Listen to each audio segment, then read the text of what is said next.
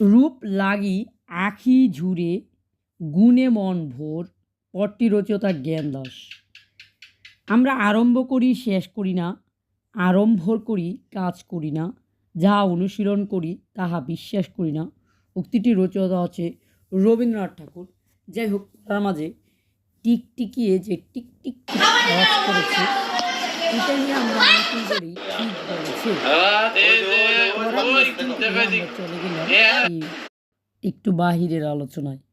এই ধরনের যে টিকটিক টিকটিকিয়ে যখন ডাকে ঠিক বলেছে, এইগুলা আসলে বলা ঠিক নয়।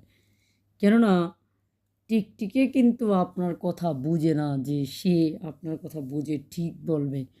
আর আপনার মনে হয় মনে আছে হয়তো বা জেনেছেন কারো কাছ থেকে যে টিকটিকি কিন্তু রাসূল সাল্লাল্লাহু আলাইহি সাল্লাম যখন কাফেরদের ভয়ে যখন একটা গর্তের ভিতরে লুকায় ছিল, তখন কিন্তু একটা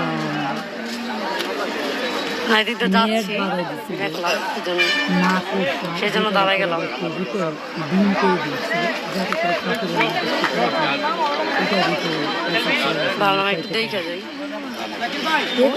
কাজে আসছিলাম এখন নাকি বলে দেয়, সেটা কি মানে আপনার মনে হয় যে হয়েছে?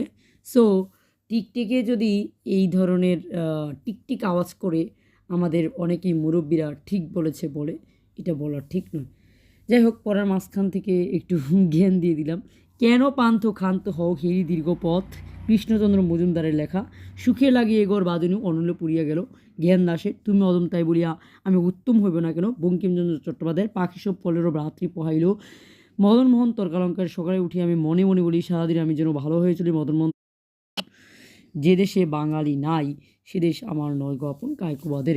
কেউ মালা কেউ তসবি গলায় তাই তো জাত ভিন্ন গলায়। লালন শাহের লেখা। আমার মায়ের সোনানোরা খাইয়ে গেল শেষে, হেতাই খুঁজি হুতাই খুঁজি সারা বাংলাদেশে। আলো আমাদের নোলক কবিতা। মানুষের মাঝে স্বর্গ নরক মানুষেতে ঈশ্বর আসর। শেখ ফজলুল করিমের মধুর চেয়ে আসি মধুসী আমার দেশের মাটি। এটা হচ্ছে সত্যেন্দ্রনাথ দত্তর সুরে শিক্ষিত লোকমাত্র সুশিক্ষিত প্রমোদ চৌধুরী। যাই হোক, ভিডিওটা যদি ভালো লাগে অবশ্যই লাইক কমেন্ট শেয়ার করে আমাদের সাথে থাকবেন এবং চ্যানেল নতুন হলে সাবস্ক্রাইব করে দেবেন। হেমচন্দ্র চট্টোপাধ্যায়ের বৃত্র সংহার, তাকে কিন্তু বাংলার মিল্টন বলা হয়। ভিডিওটা ভালো লাগে শেয়ার করবেন। ধন্যবাদ।